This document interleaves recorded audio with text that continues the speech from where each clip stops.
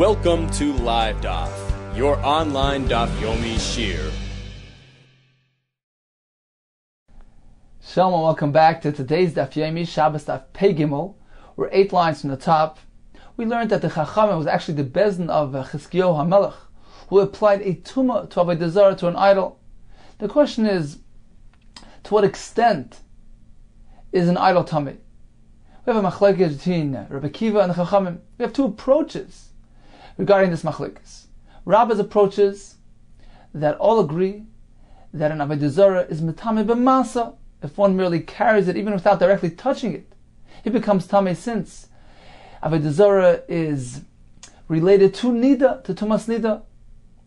So all agree regarding tumas masa. The question is, to what extent we compare Avodah Zarah to nida?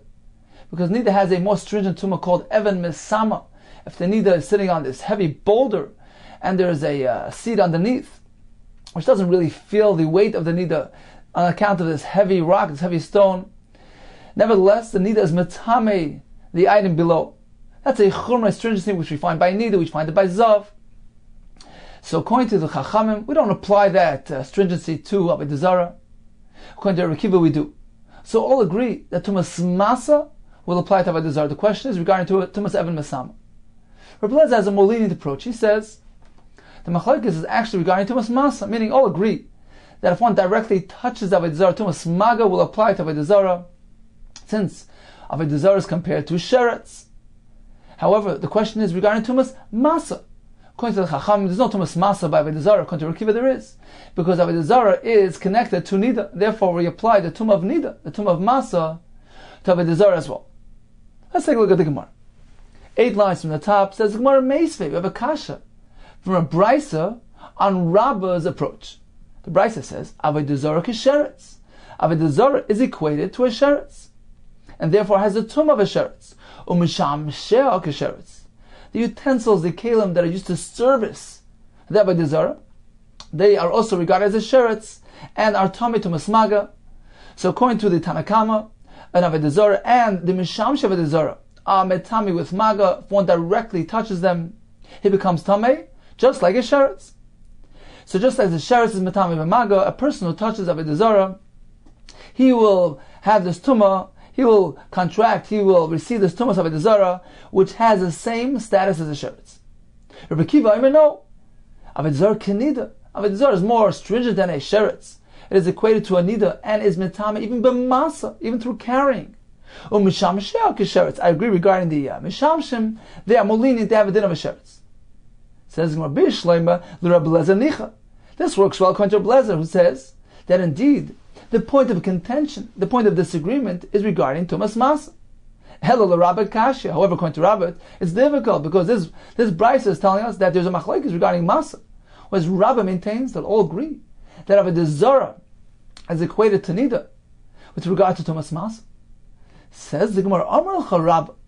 So Rabbi will tell you, Mi alima masnisin. Is this brisa stronger than the Mishnah? Is it more difficult to decipher than the Mishnah? Tiktani, we had a Mishnah which told us Eitza, V'avana, V'afra. This is the Mishnah of Avodah Zarah. We had on Daf Beis discussing this wall, which is Avodah Zarah. So the materials of the wall, the Eitzim, the Avanim, the Afar, the wood, the stones, the earth, Ametam and Kisheretz. They transmit Tumah like a sheretz. V'ukimna.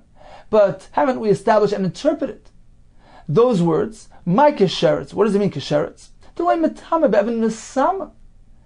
word kisheretz just means that although Avodah Zarah is related to nida and contains tumas masa, the words kisheretz are implying to us, are teaching us that we're not meant to compare Avodah Zarah entirely to nida and to give it that more stringent form of tumah of even mesama. With regard to that, we equate it to sheretz, meaning sheretz is telling us to minimize, to mitigate that tumas nida. Don't go all the way, don't be matamet entirely like the nida. So certainly tumas masa it will have, but not tumas even mesama. So that's what kisheretz means. It doesn't mean merely it'll be tamei only like a sheretz, like tumas maga. Certainly all agree tumas masa will apply to Avodah Zarah. So that's why we interpreted the Mishnah. Hachanam here as well regarding the brisa. To learn metame even mesama. When the brisa tells us that Avodah Zarah is like a sheretz, Doesn't mean to say that's only Matami to Masmagal Sheretz. Certainly Avodah Zarah is Matami to Masmasla Kanida. What then does the Brisa mean Kesheretz? It means that we will not apply this additional stringency of Tumas Evan Mesame to Avodah Zarah. Meisi, we have a kasha from another Brisa. Nachri v'nachris. So a guy, or Avodah Zarah u'mishamsheh, hein, they are Tamei, v'lo yeh Satan, but not their Hesed, meaning if one carries them, there's no Tumas Masa applied to these objects, to these things. So this is the Tanakama. Rabbi Kiva Omer, hein v'eh Satan. Not only are they Tamei, they're also Mitame Tumas Masa. So if one carries these things, he becomes Tamei. Once again, Bishlem l'Reb Lezer Nicha. This works well according to Reb Lezer, who maintains that indeed there's a machlokes regarding Tumas Masa by Avodah Zarah. Elo l'Rabba Kasha. However, according to Rava, it's very difficult, because according to Rava, all agree that Tumas Masa is applied to Avodah Zarah. The Brisa presents it as a machlokes. Says the Gemara, Amalach Rava, V'li Tameich. Now, according to your version of things, it's also going to be a bit difficult to interpret the Brisa, because the Brisa lumps together the Nachri v'Nachris with the Avodah Zarah. Now, Nachri v'Nachris, Nami, hein v'lo Satan, are you going to maintain that according to Tanakama, a goy is not Matame v'Masa? V'atanya, but haven't we learned in the Brisa otherwise? Daber b'nei Yisrael, b'nei Yisrael Matame b'ziva. This is the pasuk describing Tumas Ziva. The pasuk uses the words b'nei Yisrael to teach us that only b'nei Yisrael are Matame b'ziva.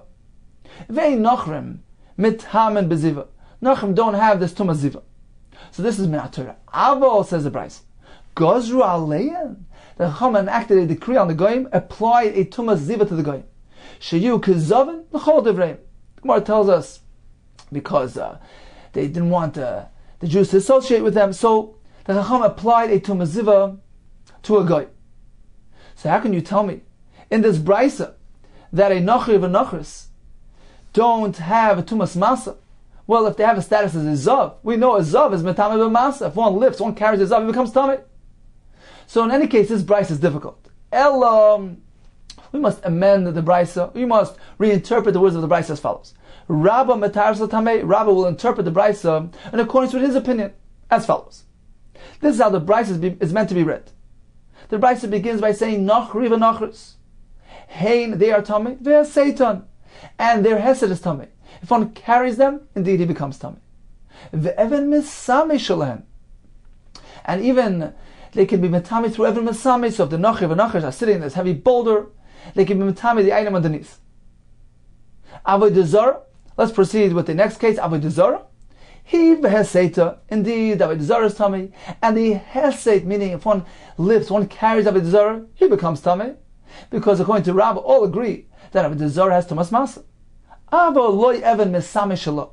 But the Avodah Zarah cannot be Metame through Evan Mesama. This indeed is the Shita of the Rabbanan, who don't apply this stringency to Avodah Zarah. So merely Masa, but not Evan Mesama. This is the Shita of Tanakama. Now comes Rabbi Akiva. Rabbi Akiva Omer, Avodah Zarah, he ve'seita ve'evan Mesame Shalo. Rabbi Akiva maintains that Avodah Zarah is Tamei, and Tumas Masa will apply as well as Tumas Evan Mesama. So this works well according to Rabbah, who tells us that all agree that Masa applies to Avodah Zarah. The machlekes is regarding Evan Mesama. So this is the approach of Rabbah. Continues the Gemara. For Rabbi Lezer, Metar Tamei. Rabbi Lezer will have his approach to interpreting and amending this Brisa. The Brisa begins as follows: Nachri v'Nachris, Hein ve'Satan. A goy is Tamei Hein, they are Tamei ve'Satan, and their Hesed, meaning if one carries them, it becomes Tamei. Ve'evan Mesame Shalhen, and they are also Metame through Evan Mesame. So they have the entire din of a Zav, of a Nida. As we mentioned earlier, the Chacham applied a Tumas Ziva to the goy. So they have the din of Evan Mesame as well, which is a Tumah, which is contained in Tumas Ziva. However, Avodah Zarah, he v'loy Hesed. Avodah Zarah is Tamei, he, perhaps regarding Tumas Maga.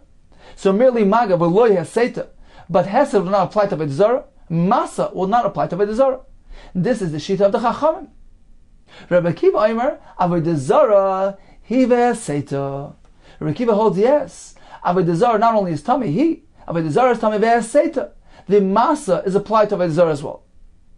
So in conclusion, Rabbah interprets the Brisa according to his view, that all agree regarding Masa, the Machlekes regarding Evan Mesama of Avodah Zarah. Rabbi Eliezer has a different approach. He says, all agree that Avodah Zarah Mitame B'Maga, the Machlekes is regarding Masa. Continues the Gemara. Maskef le Rav Ashi. Rav Ashi challenged this approach, this interpretation. My hein. What is the meaning of the word hein? We say that Avodah Zarah is hein v'hes Satan. We speak about a nachri, hein v'hes Satan. And has Satan, according to this version, means masa. Tumas masa will apply to these objects, to these people. So, if something is metame v'masa, isn't it understood that it in itself is tame? Why do you need to repeat that? It seems superfluous. When you say that masa applies, then certainly it's as a result of the fact that this thing is tame. So why do you need to repeat twice? It seems repetitive. Hein v'hes Satan, it is tame and is metame v'masa. There's something wrong here. Ella Amar Rav Ashi. Says Rav Ashi, Hochik Amar, this is how we're meant to interpret the Brisa. The Brisa begins by saying, Nochri v'nochris. So a non-Jew, Bein hein sheisitu es ha'acherim, ubein ha'acherim sheisitu oisan tmei. Says Rav Ashi, we must include another factor, another form of tumah called tumas hesed. So up until now we discussed tumas maga. If one directly contacts an item which is tummy, we have tumas masa. So if a person whose Torah lifts, carries a zav, that is tumas masa. Now we're going to have another tumah called tumas hesed. That if, for instance, the zav will actually carry an object with his Torah, he's not directly coming into contact with it, he's not touching it, but he's merely supporting its weight, he's carrying it. He can be metame in that manner as well. He transmits tumah through merely carrying an item. Says Rav Ashi, the Brisa here is listing this tumah as well. So when the Brisa says hein, the Brisa is referring to tumas masa. For instance, the nachri, hein, they are tumah, meaning if one carries a nachri, if a Torah will carry the nachri, he becomes tumah, that is tumas masa. So one can contract and receive tumah through carrying the tummy item, the tummy object. When the Brisa continues and says v'hes Satan, it's referring to this unique tumah, this indirect association, where the tumah is merely supporting, lifting, carrying this Torah item or this Torah person. He can transmit tumah through hesed as well. So hein, the word hein means tumas masa. They are tumah. The nachri is tumah. The avodah zarah is tumah. If you lift it, so you can receive the tumah through carrying it, through tumas masa. The word v'hes Satan means if they carry, they have the ability to transmit their tumah to an item that they are carrying. So now we understand the repetition. There's no repetition at all. Hein is referring to masa. V'hes Satan is referring to when the tumah is actually moving, is carrying, is supporting the weight of something else. Again, Hachik Amar, this is what the Brisa means to say. In any form of carrying, whichever way the carrying takes place, whether Hachik Amar, Nochri v'Nochris, Bein hein shesitu es acherim, whether they carried something else, ubein acherim shesitu oisim, whether others carried them, Tmeim, the item becomes tummy. So it's referring to both forms of carrying, whether hein u'masitu es acherim, they carried others, so the Nachri carried somebody else, or others carried them, meaning a Torah person carried the Nachri, they become Tamid. So this is the beginning of the Brisa, that a Nachri and Nachris are very stringent. They have a very high level of Tumah. They have Tumas Mas and Tumas Hesed as well. Continues the Brisa. Avodah Zarah. There we find a differentiation. Avodah Zarah she'sita acherim tahirin. Avodah Zarah carried somebody else, supported a person's weight. That person does not receive Tumah from the Avodah Zarah. This stringent form of Tumah, Tumas Hesed, will not apply to Avodah Zarah. Acherim she'situ isa tmei. But if others carried the Avodah Zarah, that is the typical, the standard Tumas Masa, yes, you receive Tumah through carrying the Avodah Zarah. So once again, Avodah Zarah is split between Masa and Hesed. So the Brisa tells us that Avodah Zarah, Hein, Veloy, Hesed means that hein, if you carry the Avodah Zarah, you become tummy through masa. V'lo Satan. However, if the Avodah Zarah would support someone else's weight, carries a tur, that person does not become tummy. That's too indirect. That association is not a direct association with the Avodah Zarah. It doesn't have the ability to transmit tumah merely by carrying an item on it. Mishamsheh, what about the kelim used to service Avodah Zarah? They contain an even lower form of tumah. Bein hein shesitus acherim, whether they carried a tar object on themselves, they supported something tar. Ubein acherim shesitu oisam, whether others carried the mishamshim tahirim, they remain tar, because mishamshim only entail tumas maga. There's no tumas masa. So if one carries it, he remains tar. There's no tumas hesed. So if there's something that is being supported by the mishamshim, that item remains tar. So this is the shita of Tanakama, who maintains once again that Avodah Zarah is only metame b'masa and not metame b'hesed. Rabbi Kiva Omer, no. Nocher v'nochers ve'avodah zarah, we belong together. Avodah Zarah together with the non-Jew, they are metame not only through masa, but also through hesed, this indirect form of association. Nocher v'nochers ve'avodah zarah bein hein she'esitos acherim, whether they performed hesed to others, they supported something, they carried something. And as Rashi points out, this will include Tumas Even Mesame as well. What is Tumas Even Mesame again? If the Nachri of Avodah Zarah are sitting on top of this heavy boulder, which was placed on this seat, on this couch underneath. So even though the item underneath doesn't really feel the weight of the Zav sitting on it, it's an indirect association. It's not really connecting to the Zav. There will be Tumah transmitted to that item as well. So this is included in the concept of Hesed. They're both different forms, varieties of indirect association, where the Davar Tumah, where the Zav can transmit Tumah to the Torah item. Whether it's by carrying the item which is Torah, or through Even Mesama, sitting on this heavy boulder, and be metame the object underneath. So as Rashi explains, both these are included in these words, bein shein shasitos acherim, that if they performed hesed to others, the nachri, the goy, the Avodah Zarah, they will be metame something else by carrying it or through the Even Mesama.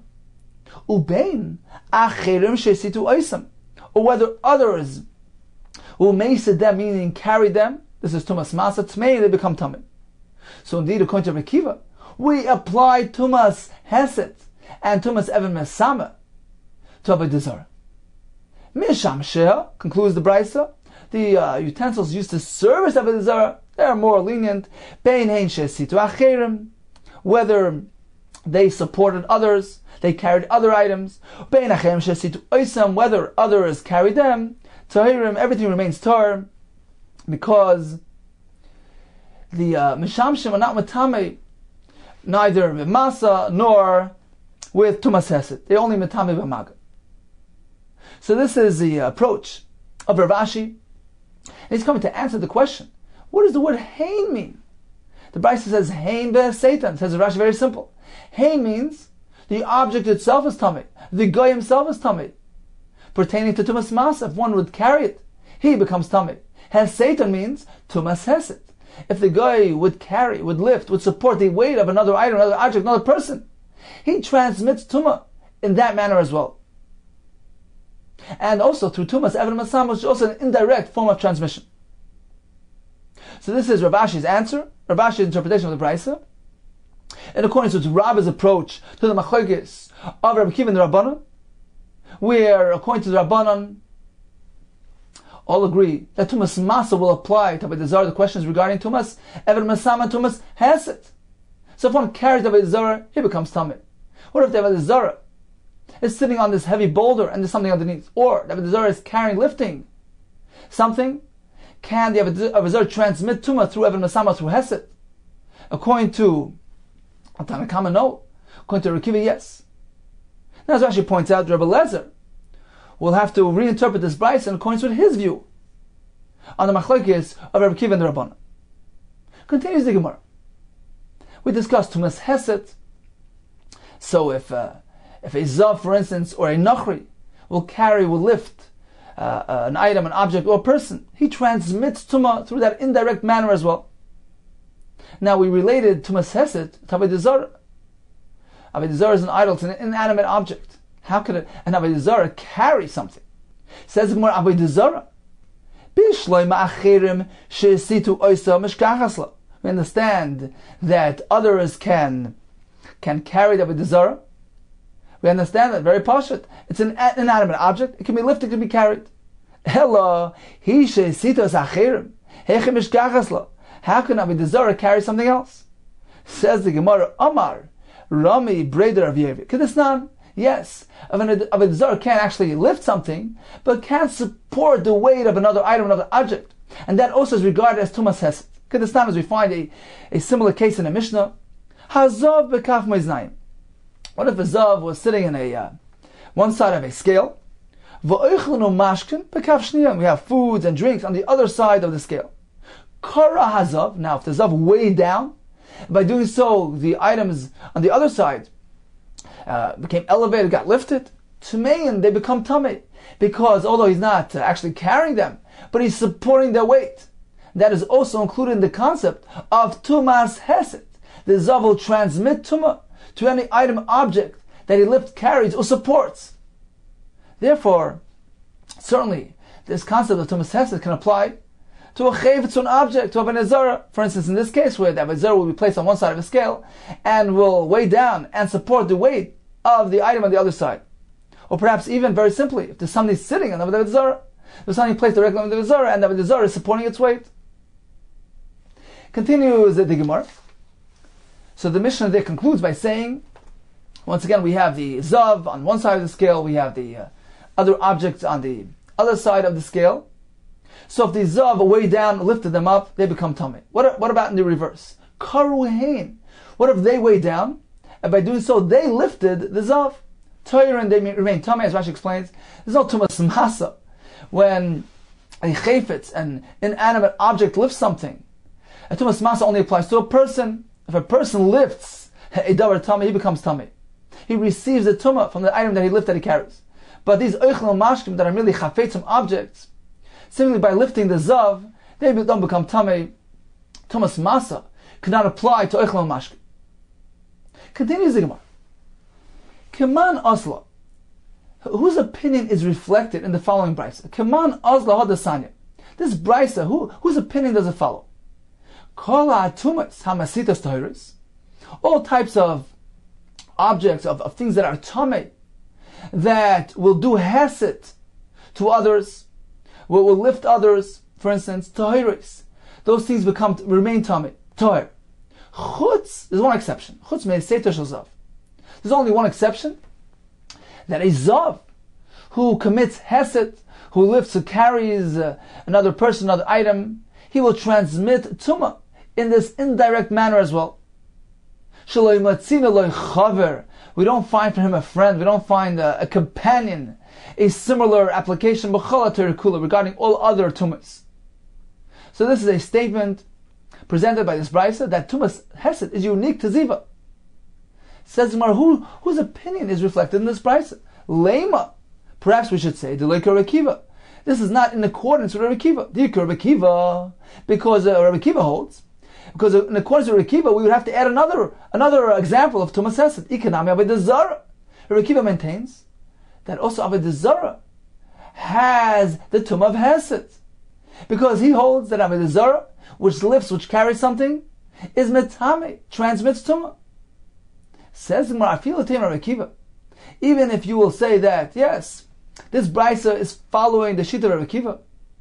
Tana zav v'chol d'damele. The brisa mentions zav. Tana zav. He listed zav v'chol d'damele. Anything which is similar to zav, meaning not strictly zav. He means zav. He means nida. They're in the same category, and certainly avodah zarah as well, which is derived from tumas nida, and also contains this stringent form of tumas hesed. So in summary, we learned about 4 variations of tumah. We have tumas maga, through negia, if one actually comes into direct contact with the davar tamei, he receives tumah in that manner. We have tumas masa, if one lifts the object which is tamei, he becomes tamei in that manner as well. And we have two forms of relatively indirect transmissions. We have tumas hesed and tumas even mesamet. So tumas hesed is where, for instance, the zav will lift, will carry, will support the weight of something. In that case, that item will become tamei through the zav, even though the object doesn't really feel, he does not feeling the weight of the zav. He's not really coming into direct contact with him. The zav can transmit in that manner as well. We have tumas even mesamet. It's a similar form of indirect tumah where there is something lying underneath a heavy boulder, for instance, a seat, a couch, and the person, the zav, is sitting on top of that heavy boulder. So although that item underneath does not really feel the weight of the zav, nevertheless the zav can transmit tumah to that item in this manner. We learned that a guy has a tumah with Rabbanan, and the Rabbanan applied all these forms of tumah to a guy. Meshamsha avodah zarah, utensils which are used to service avodah zarah, they are more lenient, they only have tumas maga. What about the actual avodah zarah itself? We have machlekes between Rav Akiva and the Rabbanan. Rava's approaches that both Rabbanan and Rav Akiva will agree we're meant to relate avodah zarah to tumas nida, and therefore tumas masa will certainly apply. Rav Akiva will add that not only tumas masa, not only if one lifts the avodah zarah will become tamei, but even those forms of indirect tumah will apply. The avodah zarah can transmit tumah through hesed, through lifting, through supporting something, and also through tumas even mesama if it is placed on this heavy boulder and there is this thing underneath it. Rabbi Lezer's approach is more lenient. He holds that all agree that tumas maga will be applied to avodah zarah. So Rabbanan hold if one actually is neger avodah zarah, it becomes tamei, but only maga, not masa. According to Rav Akiva, we relate avodah zarah to nida, and therefore we apply tumas masa as well. Continues the Gemara. By Rav Chama bar Gurya, we know that the Chacham applied a tumah to an idol to avodah zarah. What about if the avodah zarah was comprised of sections of parts, and they came apart? So as Taisus points out, it didn't actually break, but it came apart. So the question is, does this tumah apply to a varm, to parts, to pieces as well? Or do we need the entire avodah zarah to be intact in a manner which it's suitable for worship? Says the Gemara, avodah zarah yeshna leivarim. Does the tumah apply to a varm as well? Oy eina leivarim, or not? Says the Gemara, let's analyze the question. These parts, these sections, can they be restored? Can the avodah zarah be reassembled? When an ordinary person, a layman, not a craftsman or professional, has the ability to restore it, there's no question. The keman, the machaberes, the mechuberes dami, we regard as though it's fully connected and reassembled. There's nothing wrong here. It can be reassembled very easily through an ordinary person. Therefore, certainly tumah applies. Kiti boilach. When will you have a shayla? When an ordinary person, a non-professional, doesn't have the ability to reassemble it. What is the halach? Kivan the ein head. Since he cannot restore it, it's as though it's broken up. It doesn't have its original status, and therefore it's not tummy any longer. Oidimo perhaps. It's not missing anything. There's nothing. There's no part missing. So we have the entire avodah zarah, even though it's not its original form, it's not intact. Nevertheless, the entire substance here, the entire material is still here, and it will retain its tumah. So this is the first version of the shayla. We're speaking about a avodah zarah which was taken apart, which had come apart, and it cannot be restored by a hedyot. The question is, do we view it as though it's intact or not? V'ika, there were others, the boila lahachkisa. They presented the shayla in a different version, as follows: Heicha the ein hedyot lachzira. When a hedyot, a layman, cannot restore it, cannot reassemble it, we need a uman, a craftsman. So in that case, loiti boilach, you have no question. Certainly, it is tired. Why? The command the mitberdam. It's as though it's broken up. Kiti boilach. When will you have this uncertainty? Heicha the hedyot yachal lachzira. When an ordinary man does have the ability to restore it, doesn't require some special talent. What is the halacha in that case? Since he can restore it, it's as though it is fully connected, and it is considered to be a complete avodah zarah. Or perhaps hashta mia kushalfa b'shaya. Hashta mia. Now though, kushalfa, it's come apart. B'shaya, and therefore it's mutter because it doesn't have its form. It's not intact. It's not fit for worship, for being serviced, and therefore it does not have the halacha of tumas avodah zarah. Teku, we leave it unresolved. So the question really is: does the chacham, according to this version, the chachamim apply the tumah only to something which can be worshipped in its current form, or that's not really necessary? As long as it can potentially be restored, it still retains its status. Take it, we leave it unresolved. So we have a shayla once again regarding avodah zarah, which has come apart. The question is whether the tumah applies to a varm or not. We have two versions in the Gemara. According to the first approach, if a hedyot, a layman, has the ability to reassemble it, certainly it is tamid. The question is regarding a case where only an uman, only a professional can do it. Do we say it still retains its tumah or not? According to the second version, if a hedyot can restore it, that is where the question applies. If a hedyot cannot restore it, only an uman, then certainly in that case, the tumah will not apply. We regard it as though it's broken up and doesn't retain its original status. Continues the Gemara, Boy Rav Chadvei Baram. So he asks the following question. What if we have a very small avodah zarah, very small idol? Avodah zarah p'chusa mikazayis ma'u. What about avodah zarah which is less than a shiur kazayis, the volume of an olive? So it's not a broken avodah zarah. It's an avodah zarah which is shleima, Rashi says, a complete avodah zarah, but a very small size of avodah zarah. Says the Gemara, pertaining to what halachic context do you mean to ask? Maskefla Rav Yosef. Lamai, pertaining to what halacha are we speaking? We're discussing Isser. We know one may not have haina'ah, benefit from avodah zarah. So you would like to know whether a small size of avodah zarah is included in that Isser or not. Lo yehei ela zvuv bal ekroin, even if it's only small, the size of a avodah zarah called zvuv, who was the baal of avodah zarah of ekroin. So this is the shape of a zvuv, as a fly, very small size of avodah zarah. That is also regarded as a avodah zarah. The Sanya is willing to embrace it. Vayisimu lahem baal bris. So they place for themselves baal bris, this is the name of their avodah zarah, leilehim, for a god. Which avodah zarah is this? Ze zvuv baal ekroin. This was this specific avodah zarah called zvuv, who was the baal, the avodah zarah of ekroin, of this town. Malamed. This teaches us shkol echad ve'echad. Every one of them also dmus yirasei. He fashioned a form of his avodah zarah. Who would place it in his pocket? When he remembers it, when he remembered the avodah zarah, he would take it out of his pocket. So he would take out this form, which was shaped in the shape of his avodah zarah. He would take it out. He would hug it and kiss it. Says Rashi, we see from here that they were very connected to the avodah zarah, and that's why it was called Baal Bris. A covenant, a bond, a tie. They were connected very intently to the avodah zarah. So we see that this is regarded as avodah zarah, even if it's small like a fly. So certainly it has the dinim of Isser no. Ella, rather, the discussion here is not regarding Isser. Lenient Tumah, we're talking about Tumah. What is Ella? Keep it this is sheretz. Since we have a connection between avodah zarah to sheretz, and therefore we're meant to learn from there.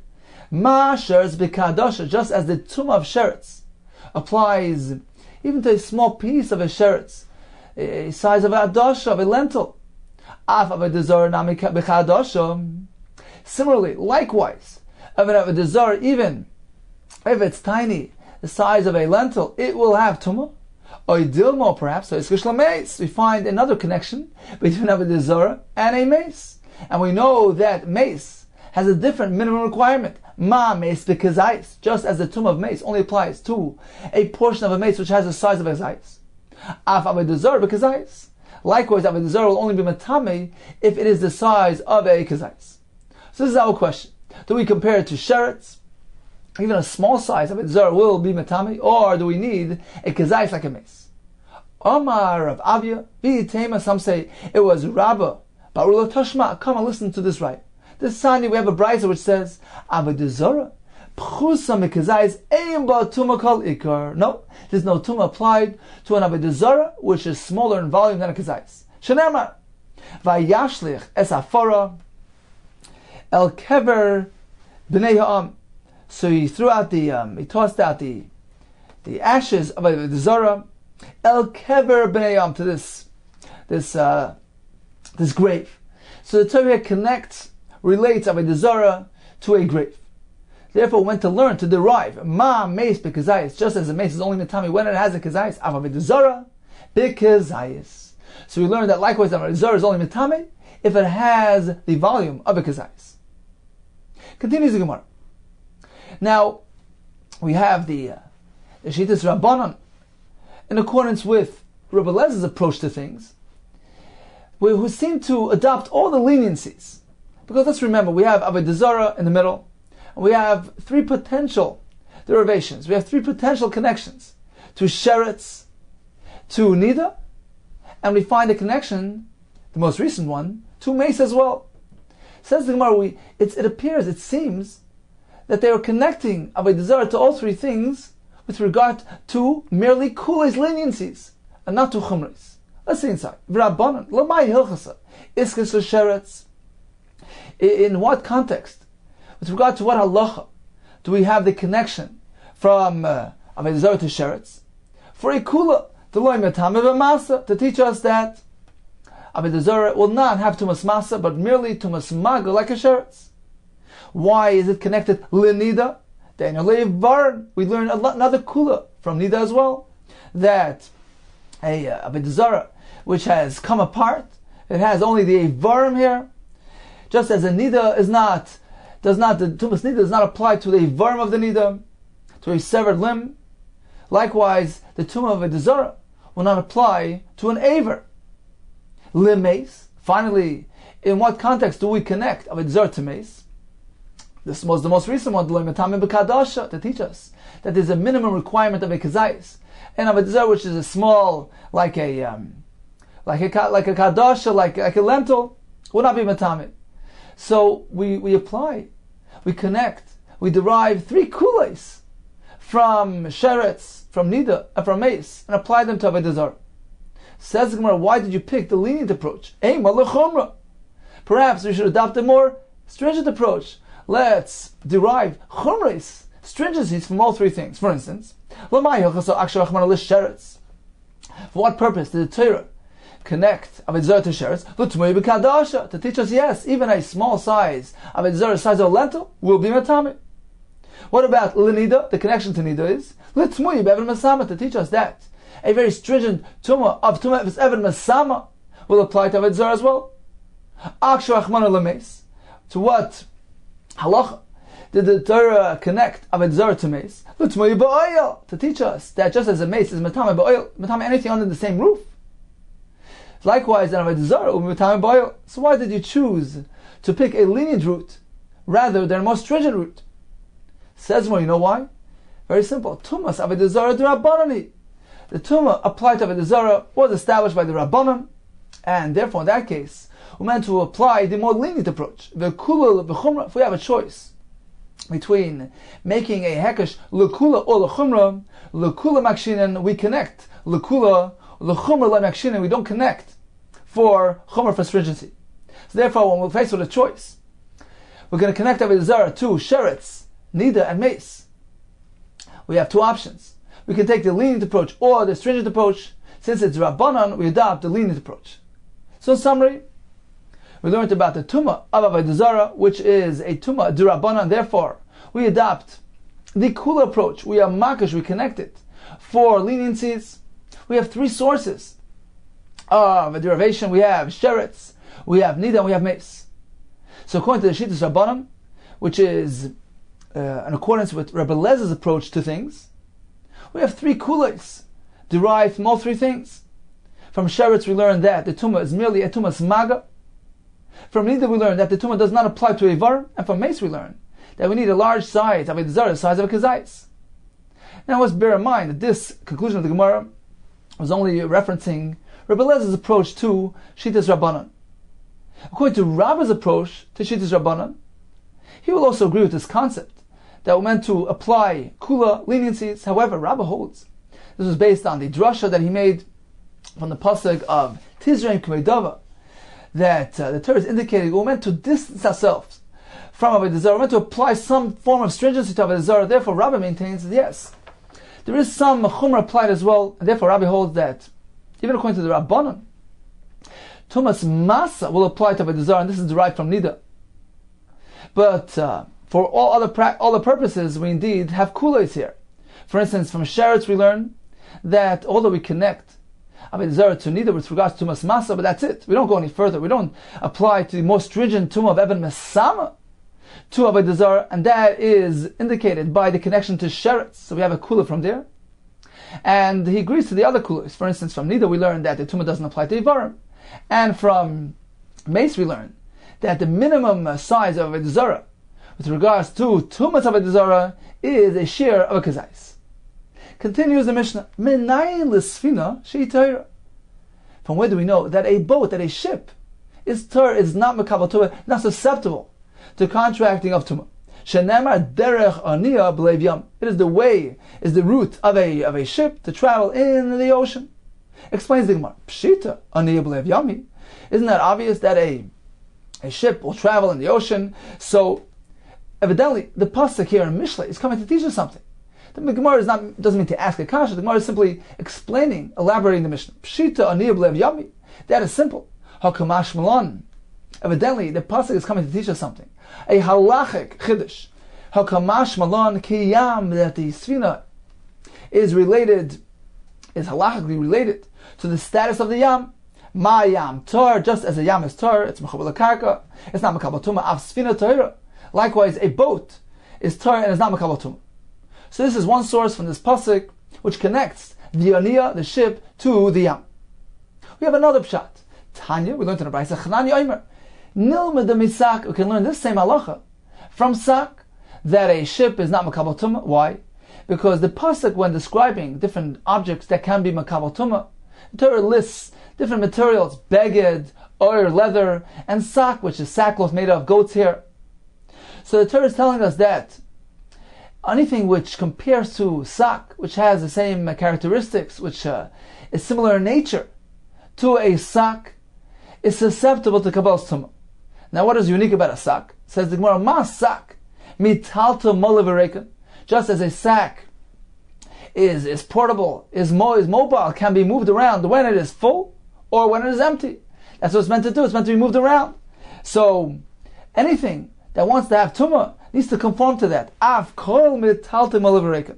Anything else that wants to become tamei, it also has to have the same characteristic, the ability, the potential to be metaltal, to be portable, to be moved around when it is full or when it is empty. La fuke svina, to exclude a ship, the ena metaltelis, molevirekan. It cannot be transported when it's full, just as when it's empty. When it's full, it's big and heavy, and it can't be moved. Therefore, it cannot be makabel tumah. So we have two sources for the halacha of a ship remaining tar, not susceptible to tumah, either on account of the connection of the sfina to the yam from the pasuk of Mishlei, or because it is not portable when it's full. It says, what is the halachic difference between both of these sources, whether it's connected to the yam or due to its inability to be moved around when it's full? The nafkamina will be, the halachic difference will be regarding a sfina shalcheres, a ship made of earthenware. So if the source is because of the connection to yam, this sfina as well will not be makabel tumah. However, if the reason is due to the connection to sak, now cheres is not one of those materials mentioned in that pasuk, so it's not connected to sak. It doesn't have that requirement. Even if it's not portable when it's full, it will still be makabel tumah. According to the Shita that learns from Aniya b'leiv yam, Hanami b'leiv yami, here too we connected to the yam, and therefore it is not makabel tumah. Lamad Omar kesak, we went to connect it to sak. Hanach dechsivig abesak. It is only those materials which are listed next to the sak which have that requirement. Dimetal telas molevirekan in. So those things, if they are portable when they are full, just as when they're empty. Yes, they have the tumah. Iloi, but otherwise not. But that only pertains to those specific materials which are listed in that pasuk. Aval sfina shel cheres. However, a sfina made of cheres. Cheres is not listed in that pasuk, and therefore afagav de'ena mital teles malavareket, even though it cannot be moved around. It's not portable. When it is full, nevertheless it will be mekabotum. So this is one afkimin. Inami, another halachic difference between both approaches. Sfinas hayardim, a small boat intended for the Jordan River. So it's a small size sfina. What is the halacha there? According to the source of Aniyah B'Lev Yami, Hanami Aniyah B'Lev Yami. This too is regarded as Aniyah B'Lev Yami because Rashi says Yam is not specifically speaking about an ocean. Even a river also has the same status. There's also Tar, there's also not Makabal Tumah. Therefore we connect this ship to the Yarden River. So since it travels through the Jordan River, and it's also regarded in that category, and it's not Makabal Tumah.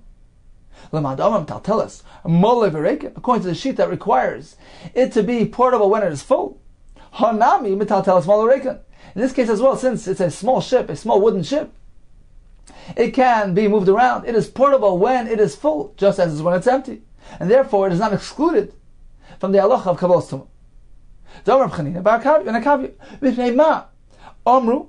On account of what did they say? Did the Chachamim tell us? Sfinas hayardim tmeya, that the small Jordan River ship is Makabal Tumah. Why? Why is it different than another ship? Because they load it up on land, or and then they descend, they bring it down to the water. So apparently, it's mobile, it's portable, it's small in size, and therefore it will be Makabal Tumah. So in summary, we learned that a sfina is not Makabal Tumah due to two possible reasons. One of them is because we connect the sfina to the yam. Alternatively, because we connect it to sak. And therefore, since it's not portable when full, it can't be Makabal Tumah. What is the halachic difference, nafkamina, between both approaches? We have two nafkaminas. One is regarding a sfina shel cheres.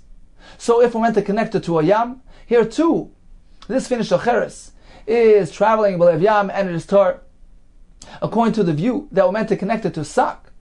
So only items mentioned in that pasuk have that requirement, the ability. They need to have the ability to potentially be moved around and mobile when they are full. A cheres is not in that category, does not have that requirement. A small ship, sfina sayardin. So according to the view of B'Lev Yam, this sfina is included in that category as well. However, according to the source of sak that needs to be metalta malay, this little ship as well can be moved around when it is full. They used to load it up on land and push it down into the river, so it's fully portable even when full, and therefwill we Makabal Tumah. Continues the Gemara, Amar Avida Marav, Lo Olam Al Yimna Odam Es Atzmoi Min Beis HaMedrash. A person should not refrain from being present in the Beis HaMedrash. Va'afilu Shah Achas, even for 1 moment. A person should savor every moment in the Beis HaMedrash. Why? Sharei Kamo Shonim Nishnis Mishnah Zu Beis HaMedrash. This Mishnah, some say it's a brisa, mentioned earlier, that the Chachamim told us that a Sfinas Hayardin, this small Jordan River boat, is Makabal Tumah. This halacha was learned in the Beis HaMedrash for many years. Kama Shonim V'lo Nizgala Taima. Its reason wasn't revealed. Nobody knew the reason. Why is this boat different than other boats? Why is it Makabal Tumah? Reb Chanina ben Akavi Upirisha, until Reb Chanina ben Akavi came along, and he provided the true reason and explanation for those that were present at that time in the Beis HaMedrash, and it was zoicha to hear that reason and that explanation. So a person should try to be present as much as possible in the Beis HaMedrash. Amar Rav Yonasan, Lo Olam Al Yimna Odam Es Atzum Beis HaMedrash U'Medivrei Torah. Person should not refrain from Beis HaMedrash and from being involved, constant involvement in Divrei Torah. Even during the time of death, he should still be involved in learning. This Torah, Adam Kiyamas Ba'il, even during the time of Misa. He should be involved and learn the Torah. The words of Torah do not have kiyum, do not endure. Only in the person who is meimas atzmai, he toils, he exerts himself, he he forgoes conveniences, luxuries, pleasures, for the sake of immersion in Torah. Shenamar zois ha-Torah, this Torah is granted Adam ki yamas bo'il, is granted this person who is yamas bo'il, who is meimas atzmoi, completely exerts himself and immerses himself, forgoes worldly pleasures for the sake of immersion in Torah. Adam ki yamas bo'il, in the tent of Torah in the Beis HaMedrash. Okay, time for a brief chazara. On today's daf, we began with various forms of tumah. We have tumas maga, tumas masa. We have tumas hesed. We have tumas even mesama. We learned that a goy is metamei all of those tumas. This is a tumah applied to a goy midrabanan. We have the halacha of mishamsha v'dezara. Those items, utensils used in servicing the avodah zarah, they are more lenient. They only metamei tumas maga, through direct contact with those items. What about the avodah zarah itself, which is also metamei a tumah d'Rabbanan? We have machlekes Rabbanan and Rebbe Kiva. Rabbis approaches that all agree that avodah zarah is connected to nida and therefore is metamei tumas masa. If one carries avodah zarah, lifts it, he becomes tamei. Rebbe Kiva adds, not only this tumah is applied, but even tumas hesed, meaning if the avodah zarah should support the weight of an item or of an object, it will transmit tumah in this manner as well. Likewise, tumas even mesama will apply if the avodah zarah is sitting on this heavy boulder and there's a seat, a chair, a couch underneath. Even though that item doesn't feel the weight of the avodah zarah, it will receive the tumah from the avodah zarah. So these two additional tumas are found by nida as well, and they're meant to be applied to avodah zarah. Rabbi Lezer has a more lenient approach. He says that according to Rabbanan, we're meant to relate the tumas sheretz to avodah zarah, and therefore only tumas maga applies, direct contact, but not tumas maga masa. Rebbe Kiva holds even tumas masa is applied to avodah zarah. The Gemara had a discussion regarding an avodah zarah that came apart, whether it retains its status of tumah. The Gemara had two versions of the shaila. The first approach was that if a hedit, a layman can restore it and reassemble it, certainly it retains its status. The question is regarding a case where only an uman, a professional, can do it. Do we say that the avodah zarah is still tummy, or do we say no, it's as though it's been broken up and does not retain its status? The second approach was that if only a uman can restore it, then certainly it will not have its tumah. The question is regarding a case where an hedit can reassemble it, does it retain its status or not? The Gemara concluded that the zarah will be metamei only if it has the size of a kazayis, because we learned that from a mace, it is connected to mace, and the Gemara concluded that we apply only leniencies according to the shita of the Rabbanan, with according to the version of Rebbe Lezer. We apply leniencies from all three things: sheretz, nida, and mace. Avodah zarah is connected to all three, and from sheretz we learned that only tumas maga is applicable to avodah zarah, but not tumas masa. From nida we learned that the tumah does not apply to parts, to ivarim. And we learned from mace that only an avodah zarah which has the contact, the volume of a kazayis will be metamei. According to Rabbah, we add a stringency that the avodah zarah will be metamei. Tumas masa, if one lifts and carries the avodah zarah, he will become tamei in accordance with tumas nida. However, we do learn many leniencies. From sheretz we learn that only a limited form of tumas nida is applied to avodah zarah, not tumas even mesama. We learn from nida as well, and that we learn from sheretz. We learn from nida that the tumah doesn't apply to ivarim, and from mace we learn regarding the size, it needs to be a shir kazayis. We concluded that a sfina, a ship, is not makabel tumah. We have two sources for that halacha, either due to the fact that the pasuk connects a ship to a yam, just as a yam is tar, a ship is tar, or because it needs to have that characteristic of a sock. It needs to have the potential to be portable even when full. A ship is not portable when full. Now, what is the nafkamina, the halachic difference between both approaches? The Gemara gave us two differences. Number one, a sfina shel cheres made of pottery. So, according to the view that we root this halacha from the pasuk of Lev Yam, here too, this sfina shel cheres is tar. But according to the other view, that it needs to be portable when full, cheres does not have that requirement because that is not listed amongst the materials which are meant to be connected to sak. Therefore, even if it's not mobile when filled, it will still be mekabel tumah. A sfina shtana, a sfina sayard, a small ship. So according to the source of Belev Yam, this too will be tar. According to the source of sak, here it will be mekabel tumah because indeed it is portable and mobile when full. It's a small ship. So therefore, is metalte moli v'reikon and is makabel tumah.